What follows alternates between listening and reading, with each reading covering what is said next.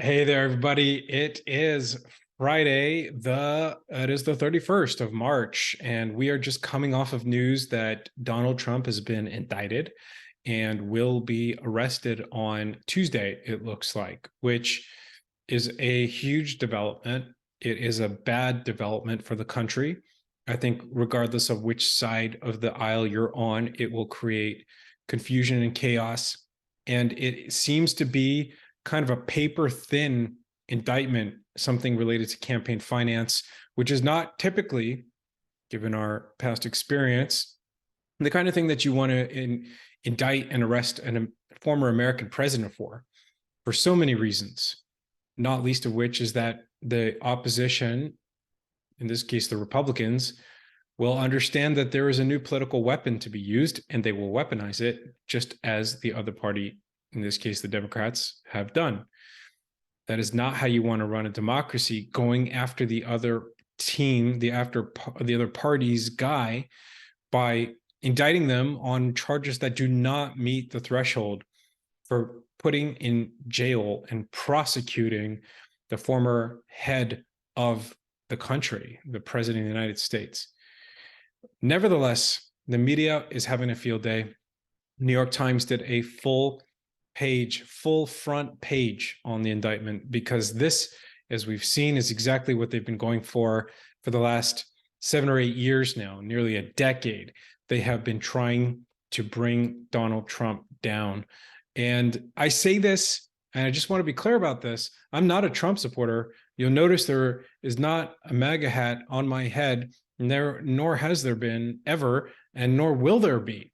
This is not, for me, about playing the political card. This is about looking at where America is right now and asking what is really going on when you have a Manhattan district attorney who is declining to prosecute violent crime, including armed robbery and burglary, who declined to prosecute as a felony a man who hit someone in the head so hard, unprovoked, that he put the guy in a coma.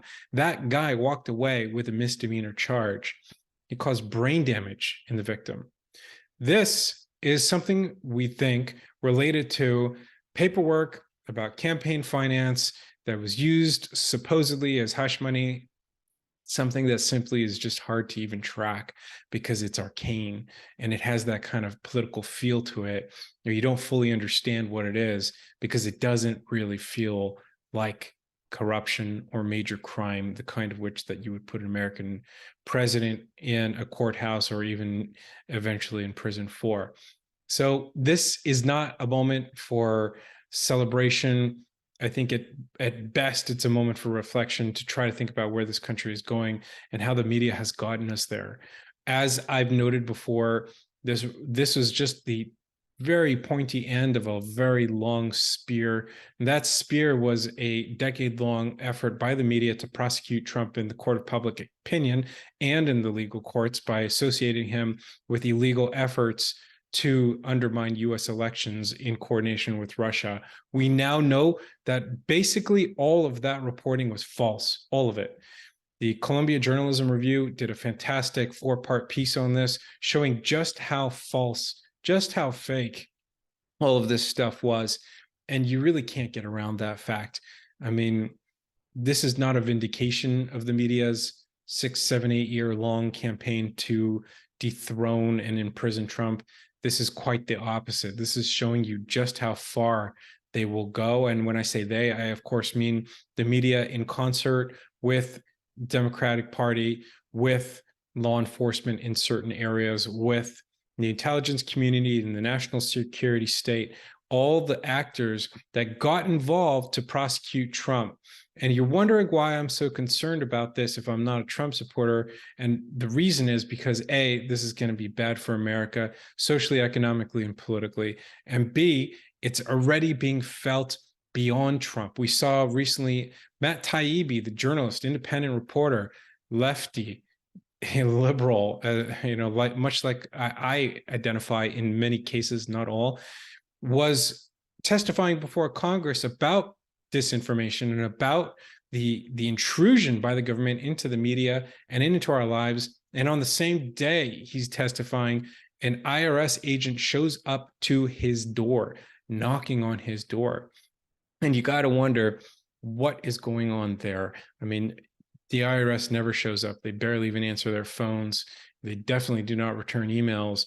Why are they showing up to this guy's house the same day he's on Capitol Hill testifying against or about federal intrusion into our lives and the disinformation campaigns that are being run by the government, supported by the media, and amplified across the board?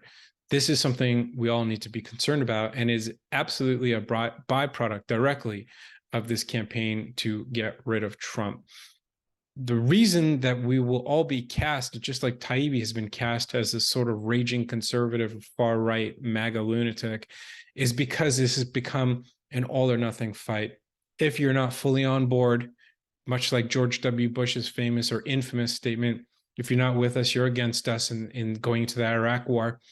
The same case is true now for the establishment and its prosecution of any outlier ideas or thinking that it considers to be damaging to its own power and status. Therefore, it doesn't matter if you're Trump, and it doesn't matter if you're Matt Taibbi, and if it doesn't matter if you're just someone with a bank account that can be shut down and frozen at a moment's notice, or that you could be dragged by the Twitter mob or reported on in such a way that your life is virtually destroyed. This is where we are. It is us versus them, and this is not a good place. This is not where we want to be. We want to be in a place where the media is fighting on behalf of the public, not on behalf of the government. We want to be in a place where the media is upholding standards of fairness and consistency and not flouting them. We want to be in a place where we are seeing the media as our representatives, our direct representatives in government, and not the representatives of power against certain figures from government, those who they do not find politically favorable. So what can you do about it? In this case, just be willing to speak up. There are a lot of people out there on both sides of the aisle who think that what is happening, including with Trump, is wrong. They look at this and think, this doesn't feel right. A former American president is now been indicted, charged, will be arrested, handcuffed because of some very, very esoteric violation of something we don't understand, and is being done and executed by a vocal, vociferous, not just critic, but someone who has sworn to do his utmost to put Trump behind bars. This is not the way you want your country to be governed. This is not the way we want our legal system to be run. This is the way that countries that we look upon and think, what happened there, are run. So speak up. You're not alone. There are a lot of people who are in exactly the same situation that you find yourself, which might be feeling that you are alone in this and that everyone thinks a certain way and you think differently.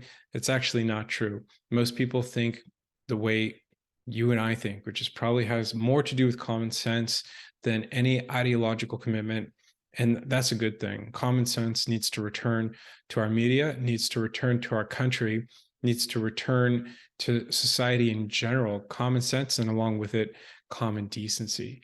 So speak up, try to do it in a way that is productive and constructive, that is not hateful or hurtful or harmful, that does not help.